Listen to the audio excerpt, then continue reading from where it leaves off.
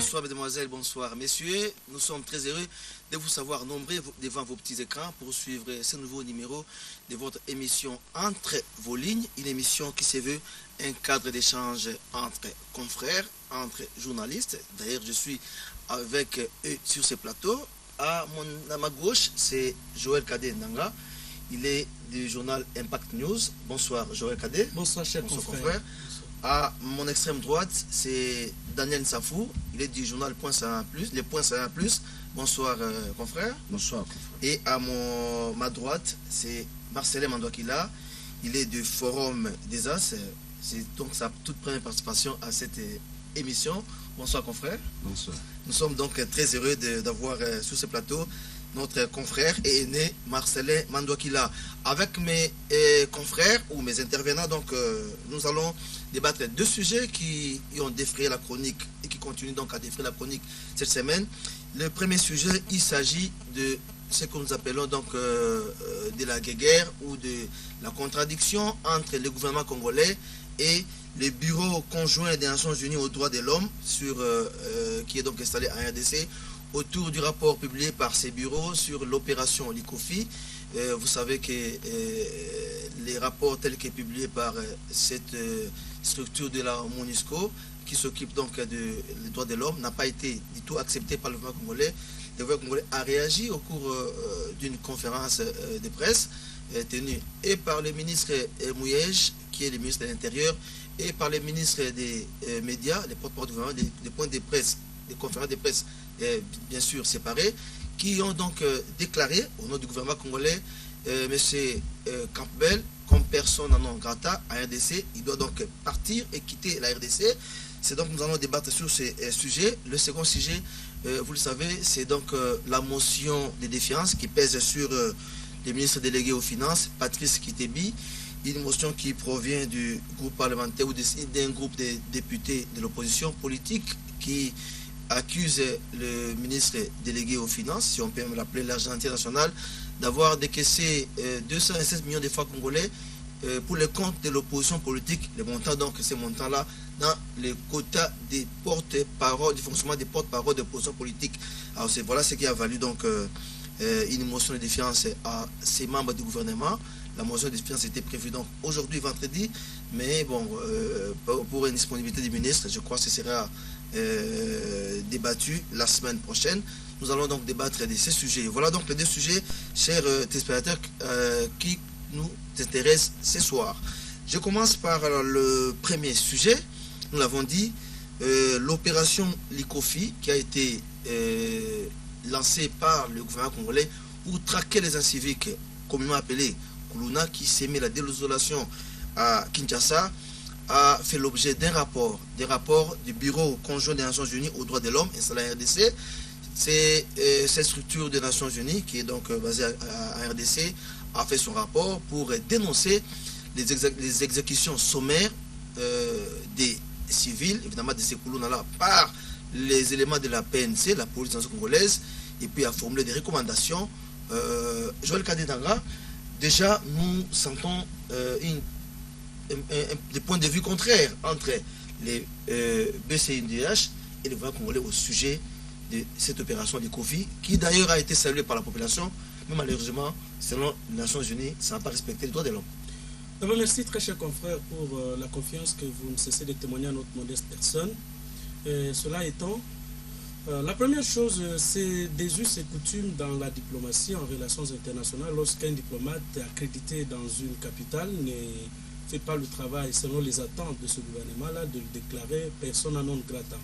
Et ce que Campbell devait comprendre, c'est chaque pays, chaque culture répond à une manière de répression. On peut aujourd'hui parler de la condamnation à mort qui s'est vue aux États-Unis d'Amérique, mais les États-Unis d'Amérique n'ont jamais condamné ou n'ont jamais enlevé de leur code pénal la condamnation à mort, donc la peine capitale. Et aujourd'hui, ça continue. Je n'ai jamais vu une seule organisation des droits de l'homme au niveau international qui condamne cela aux États-Unis d'Amérique. On continue à le faire. Alors, si, particulièrement pour notre pays, aimer tel que le Kuluna, le phénomène Kuluna, qui a vu les femmes tuées, j'avais vu la dernière fois, même. Éventrées avec un bébé à l'intérieur, la manière dont ces jeunes gens avaient pris le pays en otage, la capitale en otage. Il n'y avait que des méthodes fortes pour mettre fin à cela.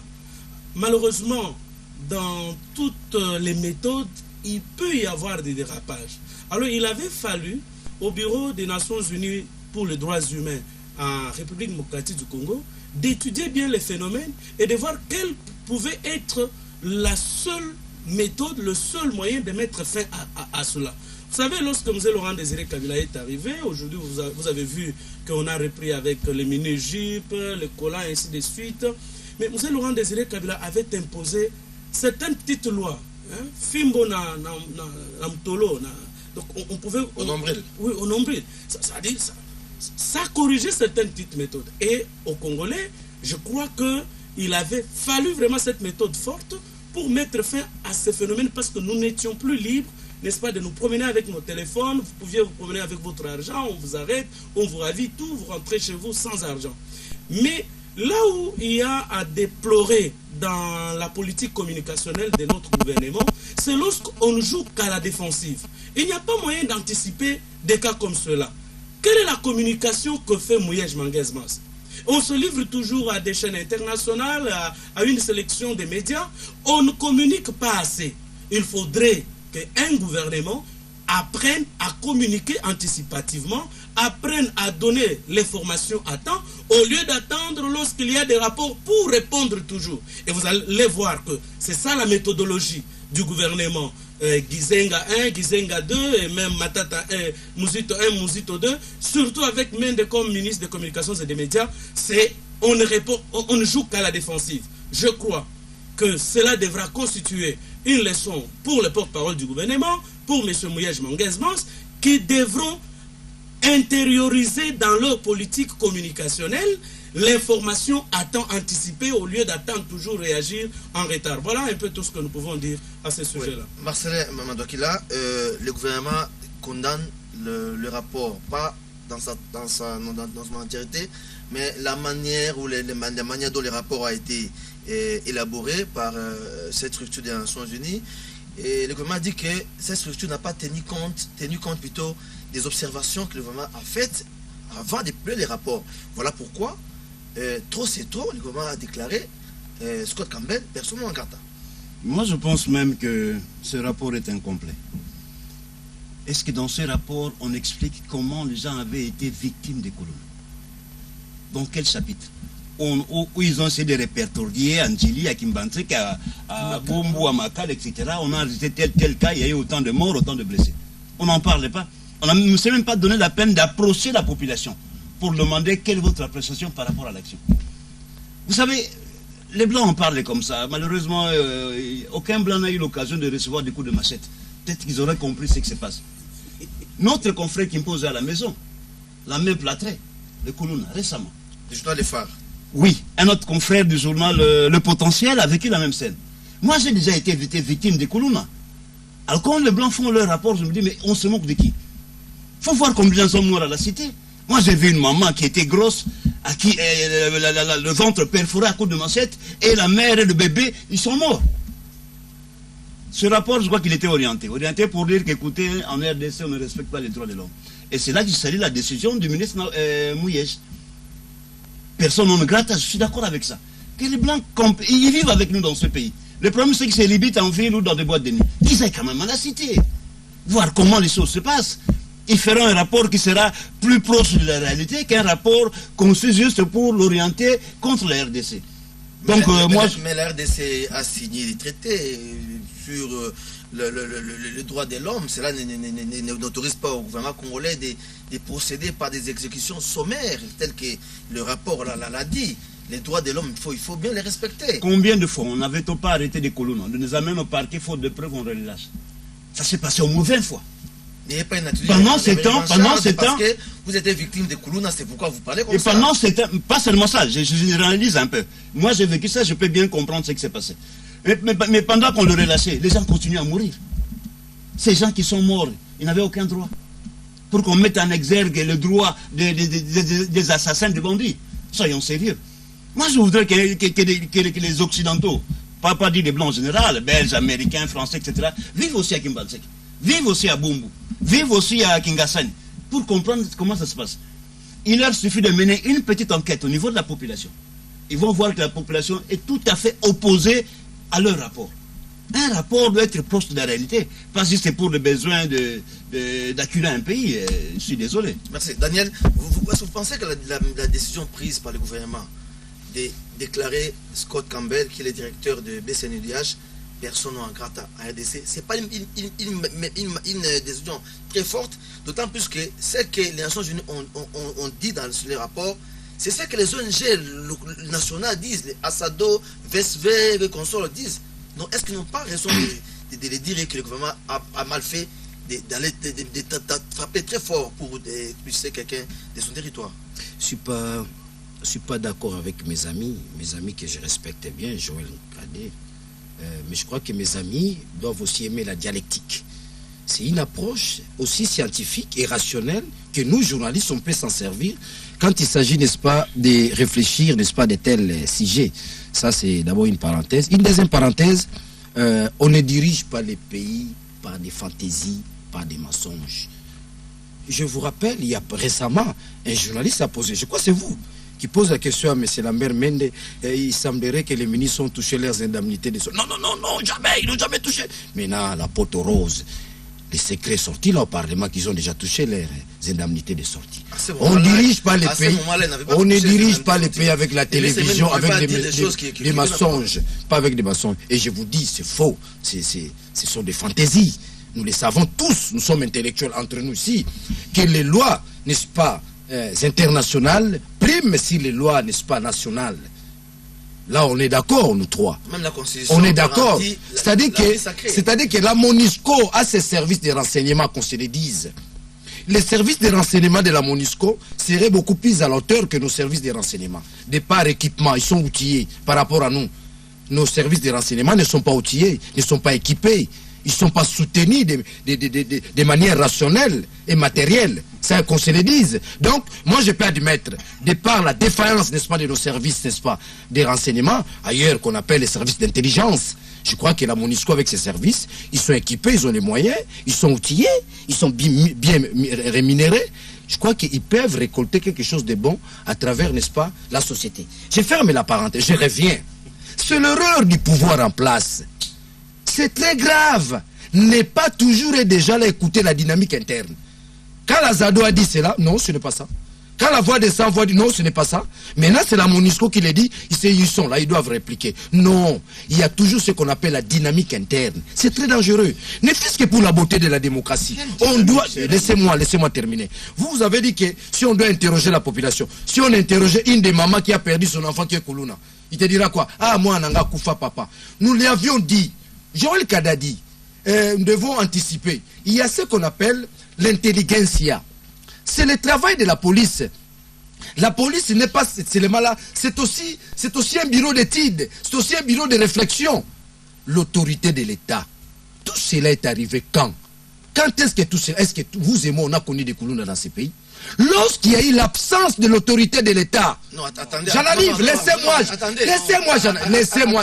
Mais dans un état de droit, il peut y avoir des Koulouna. Laissez-moi, je vais. Vous aurez la parole. Quand vous avez parlé, moi je me suis tué. Quand vous avez parlé, moi je me suis tué. Vous aurez la parole. Si vous venez défendre Kanya Maët ou Konsor, là c'est votre problème. Pas, nous parlons en tant que disons la vérité parce que les gens nous suivent. Oui, s'il vous plaît. Disons la vérité. Je vous rappelle que. Nous l'avions dit à son temps. Écoutez d'abord. La vraie valeur, c'est l'être humain. Il y avait plusieurs méthodes pour mettre fin à ça. Écoutez, à l'époque, est-ce que vous vous rappelez des Angolimans, des Django qui ont terrorisé Kinshasa? Et qui sont devenus quoi? Ils étaient je vous rappelle ça. Les doigts ne vont pas me contrôler. Allez-y. Mobutu les a assimilés, ils sont devenus des cadres à l'époque. On les a récupérés. Les Angolimans. Ils étaient sanctionnés. Certains d'entre eux étaient dans la prison. On doit sanctionner. Je reviens. Rapidement. Je suis au niveau de la dialectique. Je ne condamne pas. Je suis dans la démarche aussi scientifique et dialectique. Je me dis ceci. L'État constate que cet État est dérangé par les inciviques. L'État doit procéder par quelle manière? L'État doit procéder par l'intelligence, par l'intelligentsia. Il doit avoir des méthodes pas des méthodes teintées du gangstérisme. Nous sommes en plein 21e siècle. Mais quelle méthode alors? Quelle méthode? Oui. Mais alors, qu'on nous confie. Est-ce que vous ne pensez pas que la MONUSCO qui a élaboré ces rapports devait aussi, comme l'a dit Marcelin, faire allusion d'abord à ce qui s'est passé bien avant? Les familles ont été endeuillées à cause de ces fermiers Koulouna. Est-ce que la MONUSCO a aussi élaboré un rapport par rapport à ce que la population a dénoncé comme comportement des Koulouna à Kinshasa, au lieu que de condamner la répression de la police par rapport aux actes des Koulouna? Nous ne sommes pas au Moyen-Âge. Ça, c'est le 21e siècle, où il faut respecter l'être humain. C'est pourquoi je vous ai dit tantôt, je parle de la dialectique. C'est-à-dire que dans ces contextes-là, c'est l'État qui a péché. Je ne condamne ni l'opération du Kofi, ni, n'est-ce pas, les incivils qui sont les Koulounaires. Nous avons condamné les Koulouna dans ces pays. Moi-même, j'en ai été victime. Mais à ce moment-là, qui nous devons condamner? Qui ont condamné à chaque fois que les Koulounaires nous faisons du tort? C'est l'État. Mais l'État ne doit pas, n'est-ce pas, être réhabilité par la violence. L'État, c'est l'État.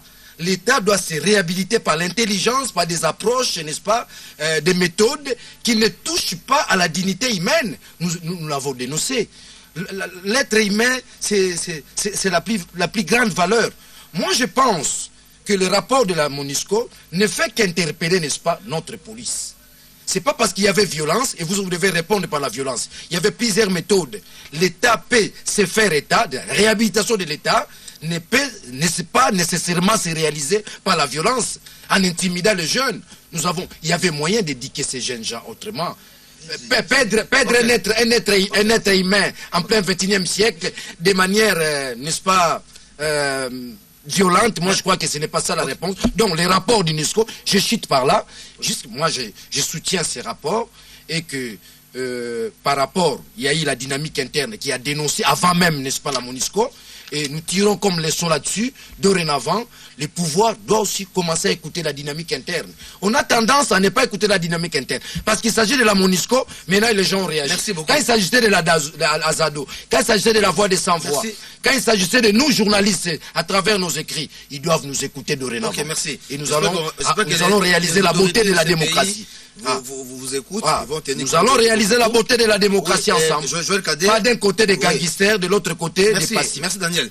Joël Cadet, le gouvernement congolais, plutôt la MONUSCO a formulé des recommandations au gouvernement congolais. Je peux vous lire rapidement la première recommandation. Il dit de mener, au demande au gouvernement congolais, de mener des enquêtes promptes, indépendantes, crédibles et impartiales sur les violations des droits de l'homme commises dans le cadre de l'opération du Kofi et dans l'hypothèse où les éléments constitutifs des crimes sont réunis, de traduire en justice tous les auteurs présumés de ces violations, quel que soit leur rang. Le ministre Mouyej a répondu, il a dit qu'il y a eu beaucoup de procès qui ont été organisés et on a condamné les auteurs de ces dérapages. Oui, c'est ce que j'ai dit. C'est là où j'appelle que malheureusement nos ministres n'attendent que les attaques pour réagir. Autant ils devraient donner cette information-là au moment où il s'était déroulé ces procès-là. Mais comme Daniel est en train de dénoncer, c'est-à-dire on n'a pas... Dans notre pays, on se dépasse, n'est-ce pas, de la dynamique interne, on ne veut pas écouter ceux qui sont à l'intérieur. Mais ce que je voudrais dire à Daniel Safou, c'est que le seul moyen qui distingue un État des autres puissances qui puissent exister, c'est la coercition.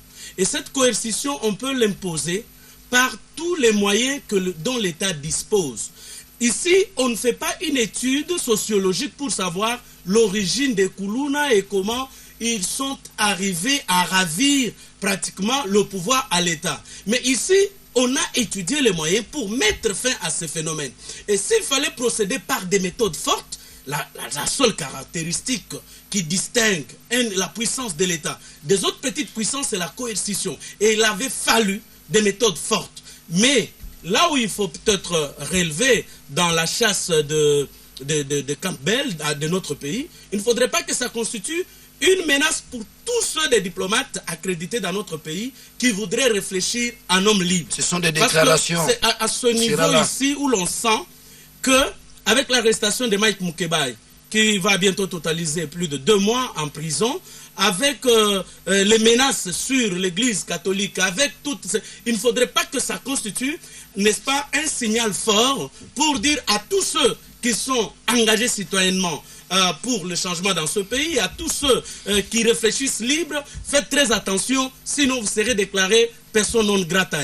Donc c'est à ce niveau-là que je voudrais juste placer un mot, que Daniel comprenne que le seul moyen dont l'État disposait à ce moment-là pour mettre fin. Vous vous rappelez Quinto Xavier, avec qui nous avons tous, il avait failli avoir la tête. L'absence de l'autorité de l'État, mon frère. À côté. Mais c'est ça aussi. L'autorité de l'État ne pouvait également être manifestée à travers les méthodes utilisées. Et si ces méthodes ont été fortes, je crois qu'il y a lieu de saluer les efforts du gouvernement congolais, mais également il y a lieu de demander à Mouyej Manguez Mons d'être anticipatif, de ne pas attendre comme Mende que la Senco fasse une déclaration, que la RFI, quelqu'un passe à la RFI pour organiser une conférence le lendemain. Je crois la meilleure défense, c'est l'attaque. Il faudrait que dans la vie, on apprenne à communiquer à temps, à communiquer lorsqu'il y a des procès comme cela, qu'on organise des conférences de presse. Il ne faudrait pas attendre lorsqu'on est attaqué pour réagir. Merci, voilà ce que je peux dire en bref. Et Marcel, est-ce que vous ne voyez pas qu'il y a une politique de deux poids, deux mesures? Quand les ONG nationales, Assado, VSV et consorts là, ont dénoncé les dérapages constatés dans l'opération Likofi, les dérapages que les ministres Lambert Mende et Mouyej ont reconnus, le gouvernement n'a pas fait de bruit. Mais il a fallu que quelqu'un de la communauté internationale, Monusco soit-elle, quand il a dit, et ça lui a valu la foudre. Oui, je crois que le gouvernement doit aussi apprendre à tirer les leçons de certaines critiques.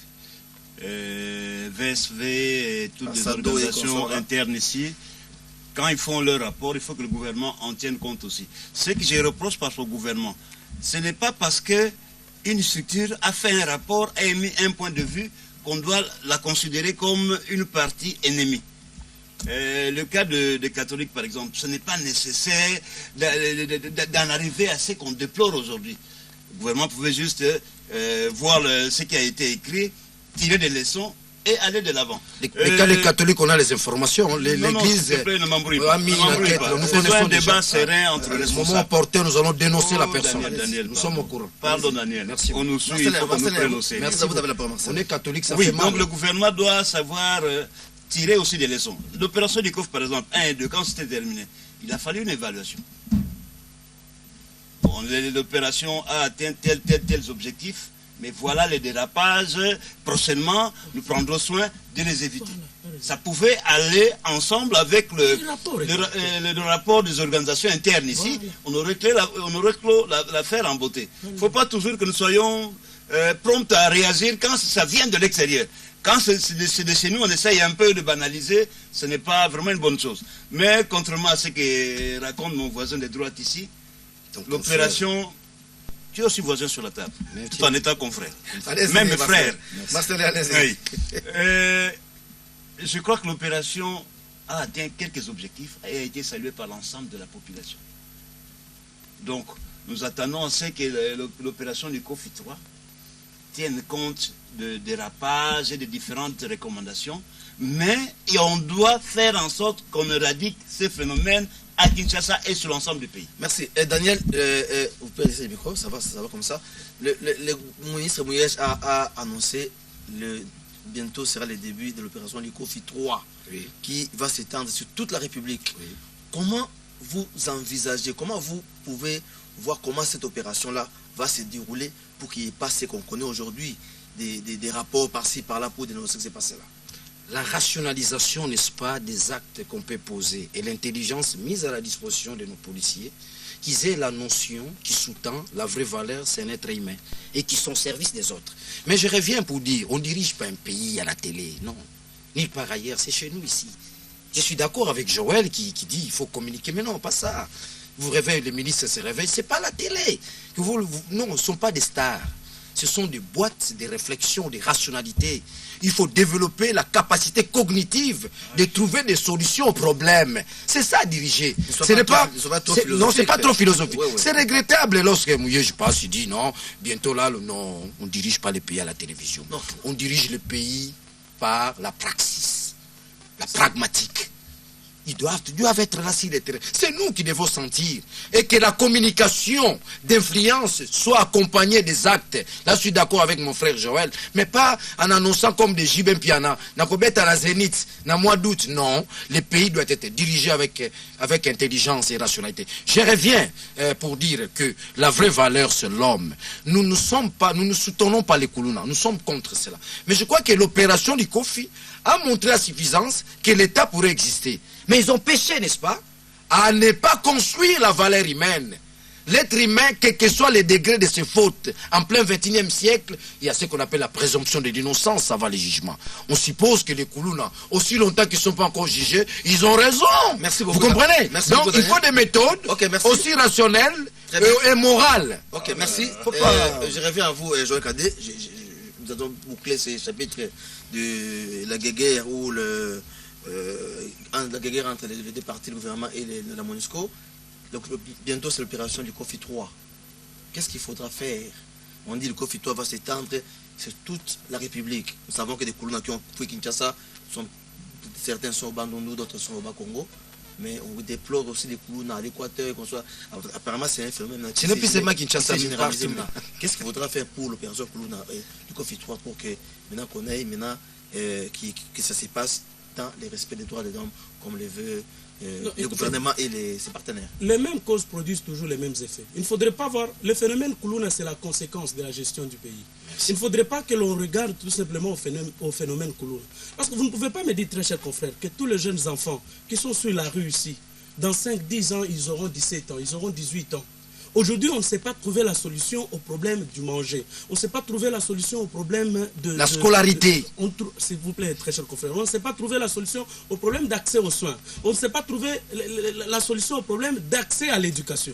Comment voulez-vous résoudre les conséquences au lieu de voir d'où vient les phénomènes Koulouna? C'est lorsqu'on ne s'occupe pas de ces jeunes, lorsqu'on a abandonné, quand quelqu'un accède au pouvoir, il ne regarde que leurs propres intérêts. On ne veut pas voir la souffrance. Aujourd'hui, on peut chanter maîtrise du cadre macroéconomique, maîtrise du taux d'inflation, mais papa, passer dans les petits quartiers comme l'aîné confrère a dit que nos agents de la MONUSCO, Aya Bumbo, Aya Makala, il est des familles qui vous mangent par ordre. C'est-à-dire, les lois, aujourd'hui c'est pour les parents, demain c'est pour les filles, le lendemain c'est pour les garçons. Il est des familles qui souffrent. Moi, je crois que le gouvernement doit réunir tous ses moyens, doit penser aux plus petits. On gère pourquoi? Pourquoi on a le pouvoir? Quel est le rôle du pouvoir? Le rôle du pouvoir, c'est trouver des solutions aux problèmes de toute la communauté, de toute la population. Je crois que c'est là où se trouve le problème.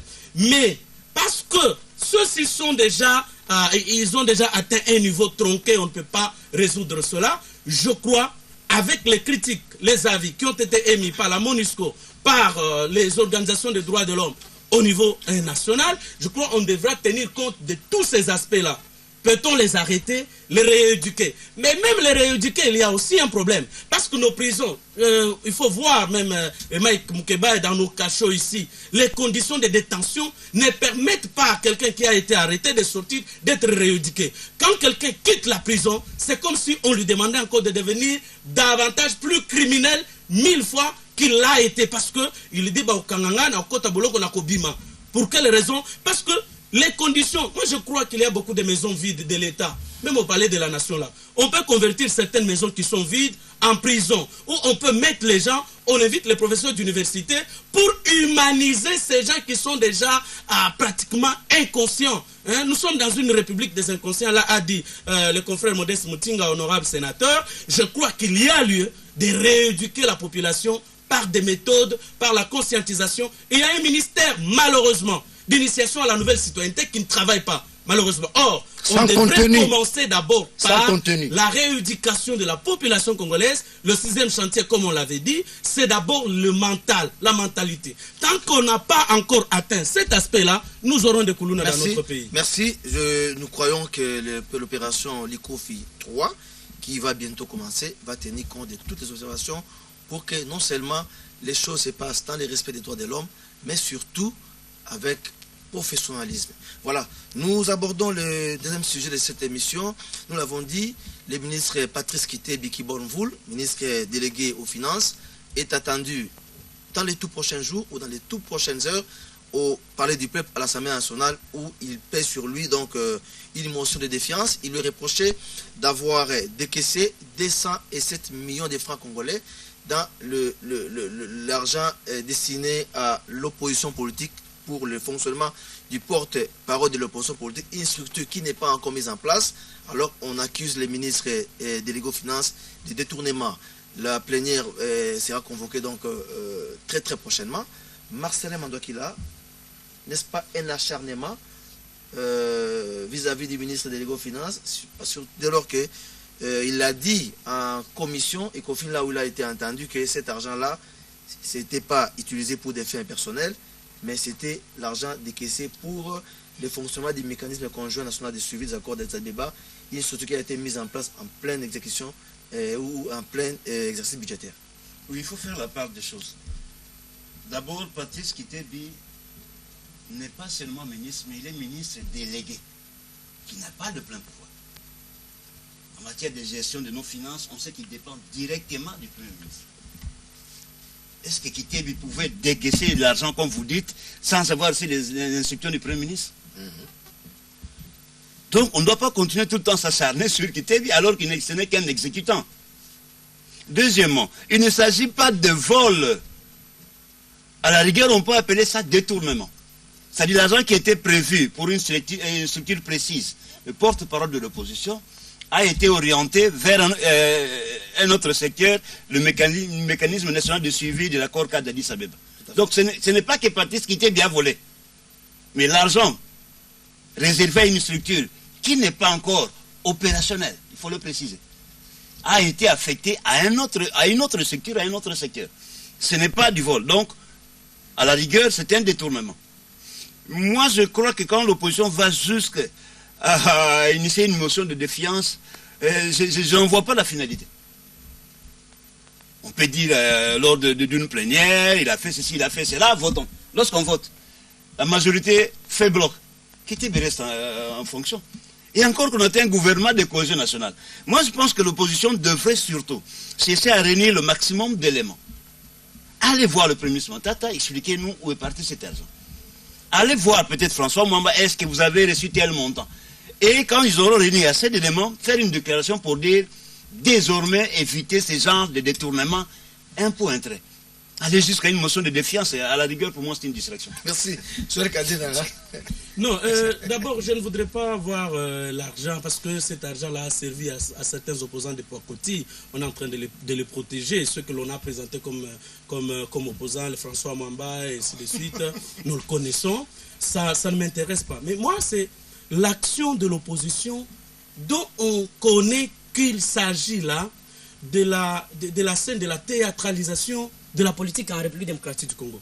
Parce que nous connaissons les acteurs, nous connaissons la scène, nous connaissons comment ça va se passer. Cette majorité est pratiquement mécanique, ils ne pourront jamais accepter de livrer leur ministre. Et nos députés ne s'intéressent qu'à ces dossiers parce qu'ils savent qu'ils ont les intérêts là-bas, les députés de l'opposition. C'est là où moi je me dis que dans ce pays, nous n'avons pas des opposants. Nous n'avons que des gens qui courent derrière de telles motions pour se faire appeler et nous savons comment ça va se terminer dans des grands restaurants à minuit dans cette ville ici. Moi, je crois que nous avons besoin dans ce pays d'une opposition au point où nous sommes arrivés qui devrait rappeler au pouvoir, pas des critiques constructives. Voilà, messieurs, vous avez promis autant de kilomètres de chemin de fer. Vous avez promis de stade à Lubumbashi. Vous avez promis de stade à Kasumbalesa. Vous avez promis de stade dans tout votre meeting. Où sommes-nous aujourd'hui? On devrait être à l'étape de pousser le pouvoir à un bilan de mi-parcours. Mais ces opposants ici sont entrés dans les jeux balancés par le pouvoir, d'une distraction, d'une diversion de la révision constitutionnelle. Et là, ils veulent encore nous introduire dans un dossier qui ne pouvait concerner qu'un seul individu, c'est-à-dire porte-parole de l'opposition, avec les membres de son cabinet. Il n'est pas interdit à l'opposition de jouer son rôle. L'opposition joue son rôle. Mais son rôle devrait être quoi? Un droit constitutionnel. Chaco, à ce niveau où nous sommes ici, Chaco, le taux d'inflation est stable. Le cadre macroéconomique est stable. Nous avons la croissance économique et nous l'envisageons même à 2 chiffres.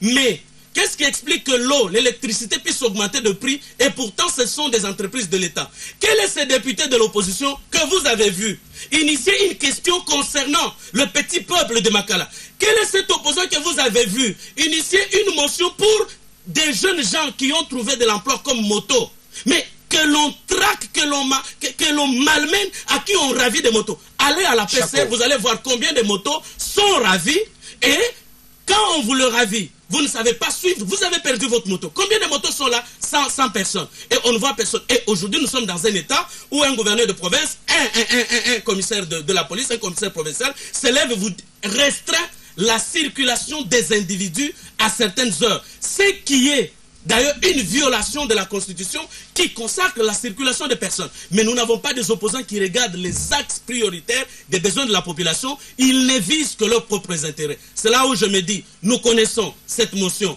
Le résultat, ça sera quoi? On va discuter et avec des interventions qui n'auront même pas la hauteur. Vous savez que depuis que Kamere est parti, nous n'avons pas encore eu un président de l'Assemblée nationale qui a ramené la hauteur dans le débat. Non, ça n'engage que moi. Ça n'engage que moi. Alors, donc ça sera des balbutiements jusqu'à ce qu'on va soumettre cette motion au vote. La majorité présidentielle va, la majorité au Parlement va l'emporter et ça sera du théâtre. Merci. Daniel, est-ce que... Non, vous allez répondre, vous allez demander. Je vous pose d'abord la question. Est-ce que vous pensez que Patrice Kitebi Kibanvo, le ministre délégué aux Finances, va s'en sortir avec cette motion de défiance qui pèse sur lui? Chako, merci beaucoup. Je crois que vous allez m'accorder aussi assez du temps. Non, allez-y.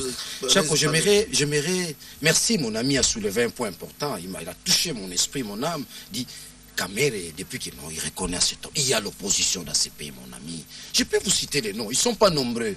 Kamere, nous ne faisons pas la Franck Diongo, nous ne faisons pas l'apologie de l'opposition. Je dis, l'existence de l'opposition. Un pays ne peut pas, s'effondrer sans qu'il y ait des hommes qui peuvent réagir quand il y a du mal. Donc nous avons Kamere qui construit, d'ailleurs qui est en train de construire l'opposition.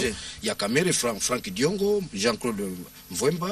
Ils sont là, les gens qu'on peut citer. Oui, là vous avez raison, qu'il y a aussi, n'est-ce pas, des frétins autour de cette opposition. Là je ferme la parenthèse. Je reviens.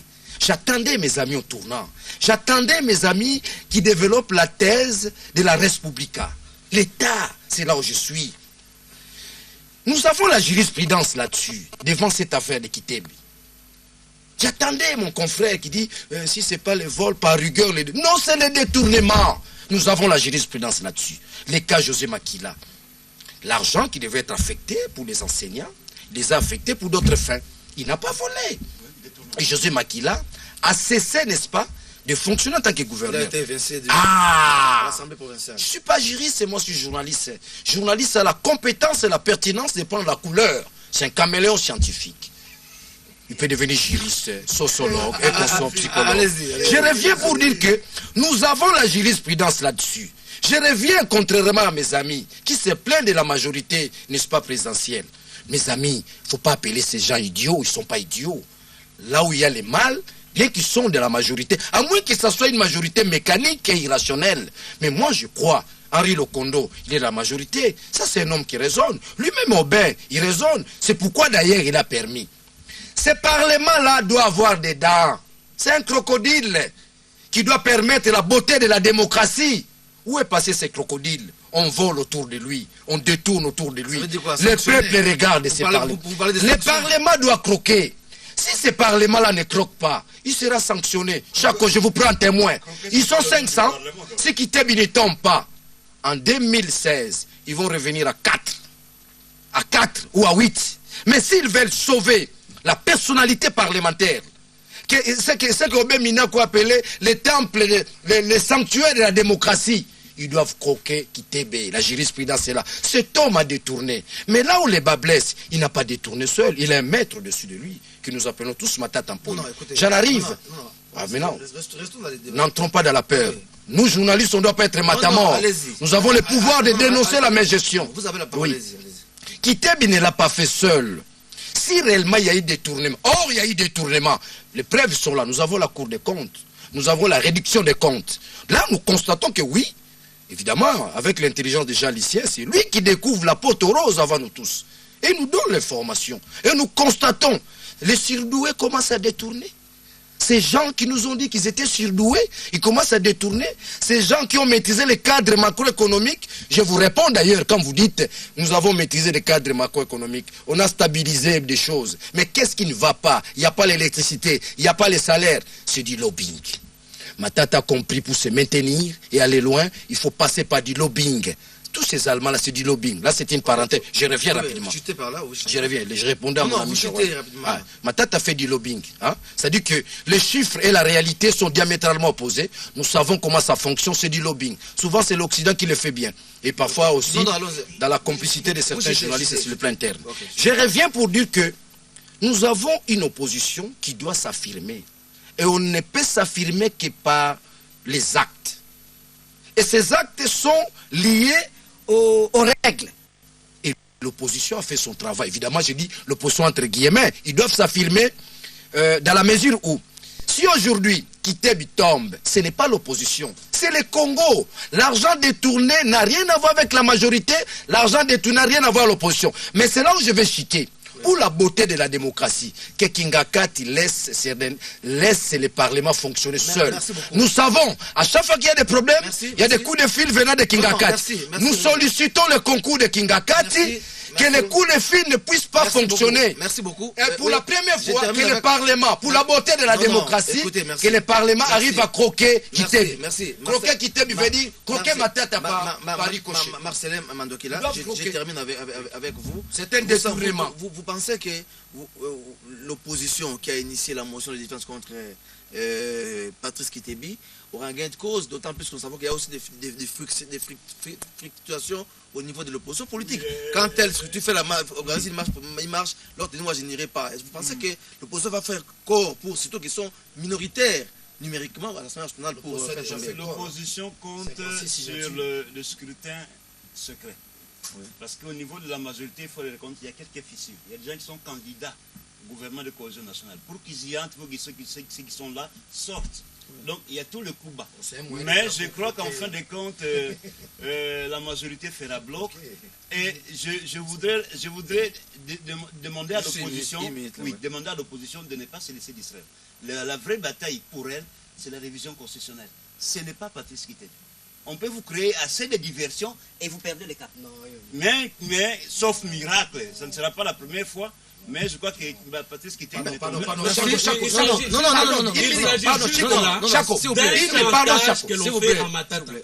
même pour voter le budget, ils ont fait ce chantage-là pour qu'on vote le budget, il faut qu'on donne l'argent. Est-ce que vous savez que l'argent a circulé au niveau des députés du PPRD et tout comme de la majorité pour que ce budget puisse passer? Je crois qu'il ne faudrait pas que ça puisse être un combat. De toutes les façons, c'est Matata qui est visé, mais je crois que ça n'aura pas gain de cause, ou soit c'est une manière où la majorité est en train de régler le compte à Matata, étant donné, comme on dit, il a fermé les robinets. Je crois qu'il y a lieu de laisser distraire la population congolaise. Nous avons besoin des résultats. Merci beaucoup. Nous sommes arrivés à la fin. Vous allez parler.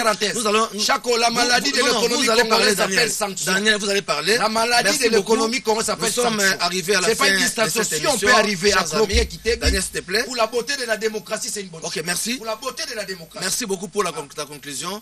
Nous sommes arrivés à la fin de cette émission. Chers amis téléspectateurs, nous vous disons sincèrement merci pour l'avoir suivi. Merci beaucoup à Joël Kadedanga, qui est donc du journal Impact News. Merci à Marcelin Mandokila, du journal Forum des As. Merci à Daniel Safou, le point C1+, pour votre contribution. C'est donc un débat, c'est la confrérie, c'est un débat, il faut aussi accepter les contradictions. Nous nous retrouvons la semaine prochaine. D'ici là, portez-vous bien. Je vous laisse entre les mains de mon confrère Jadou Manda qui va vous présenter Journal Tout Info. Portez-vous bien et bonsoir chez vous.